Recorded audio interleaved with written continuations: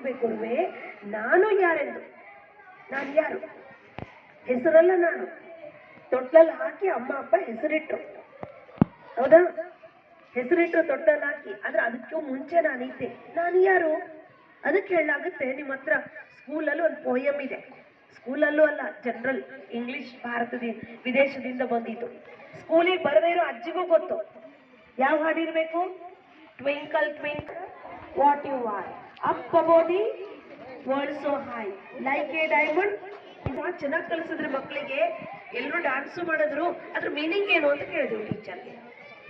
ಟೀಚರ್ಗೂ ಗೊತ್ತಿಲ್ಲ, ಆ ಬ್ರಿಟಿಷರ್ಗೂ ಗೊತ್ತಿಲ್ಲ, ಕೇಳುವಂತ ಮಕ್ಕಳಿಗೂ ಗೊತ್ತಿಲ್ಲ, ಅಮ್ಮ ಅಪ್ಪಗೂ ಗೊತ್ತಿಲ್ಲ. ಎಲ್ರಿಗೂ ಬರ್ತದೆ ಹಾಡು. ಬರ್ತದೋ ಇಲ್ವೋ? ಅದರ ಅರ್ಥ ಯಾರು ಹೇಳ್ತೀರಾ? ನಿಮ್ಮಲ್ಲಿ ಯಾರಾದ್ರೂ ಇದ್ರೆ ಕೈಯಲ್ಲಿ. ಯಾರು ಇಲ್ಲ? ಕೇಳಿ, ಅರ್ಥ ಹೇಳ್ತೀನಿ ಕೇಳಿ. ಟ್ವಿಂಕಲ್ ಟ್ವಿಂಕಲ್ ಲಿಟಲ್ ಸ್ಟಾರ್ ಅಂದ್ರೆ ನಾನೊಂದು ಚೇತನ, ಹೊಳೆಯುತ್ತಿರುವ ನಕ್ಷತ್ರದಂತೆ ಇದ್ದೀನಿ ನಾನು. ನಾನು ಯಾರು? ಒಂದು ಚೇತನ, ಚೈತನ್ಯ ಅಂತ ಸಾಹಿತಿಗಳು ಚೇತನ ಅಂತ ಹೇಳಿದ್ರು. ಎನರ್ಜಿ ಅಂತ ವಿಜ್ಞಾನದಲ್ಲಿ ಹೇಳಿದ್ರು, ಶಕ್ತಿ, ಎನರ್ಜಿ ಅಂತ ಹೇಳಿದ್ರು.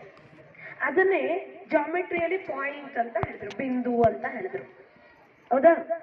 ಶೂನ್ಯ ಅಂತ ಅಂಕಗಣಿತದಲ್ಲಿ ಹೇಳಿದ್ರು. ಸೆಲ್ ಅಂತ ಜೀವಶಾಸ್ತ್ರದಲ್ಲಿ ಒಂದು ಕಣ, ಅಣು ಅಂತ ಹೇಳಿದ್ರು. ಅಂದ್ರೆ ನಾನು ಯಾರು ಅಂದ್ರೂ ಒಂದು ಚೇತನ, ಅದಕ್ಕ ಅಧ್ಯಾತ್ಮದಲ್ಲಿ ಆತ್ಮ ಅಂತ ಹೇಳ್ತಾರೆ. ನಾನು ಯಾರು? ಒಂದು ಚೇತನ, ಒಂದು ಆತ್ಮ. ಕೇಳ್ತಾ ಇದ್ದೀರಾ? ಹೇಗಿದ್ದೀನಿ ಅಂದ್ರೆ ಒಂದು ಜ್ಯೋತಿರ್ಬಿಂದು ರೂಪದಲ್ಲಿ, point of light, like a twinkling star, ಒಂದು ಹೊಳೆಯುತ್ತಿರುವ ನಕ್ಷತ್ರದಂತೆ. ಅದರಲ್ಲಿ 3 ಶಕ್ತಿಗಳು.